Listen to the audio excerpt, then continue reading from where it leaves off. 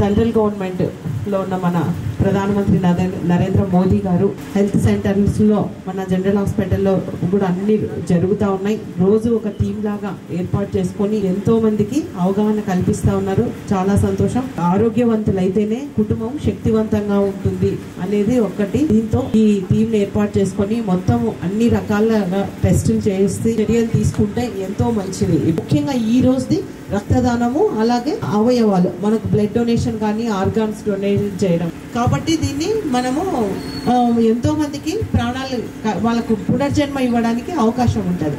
అలాగే అవయవాలు కూడా చూడండి, ఇందాక మనకు డాక్టర్స్ అంతా ఇక్కడ ఉన్న పెద్ద పెద్ద డాక్టర్స్ అంతా చెప్పారు, ఎంతో మంది చనిపోయి ఒక్కరు చనిపోతే 8 మందికి వాళ్ళకు మనము పునర్జన్మ ఇచ్చిన వాళ్ళం అవుతాం.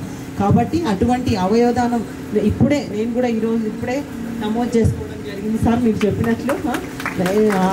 కాబట్టి తప్పకుండా ఆర్గాన్ డొనేట్ చేయడానికి మనమంతా ముందుకు రావాలా, ఇంకా తెలియని వాళ్ళకు కూడా అవేర్నెస్ తీసుకురావాలని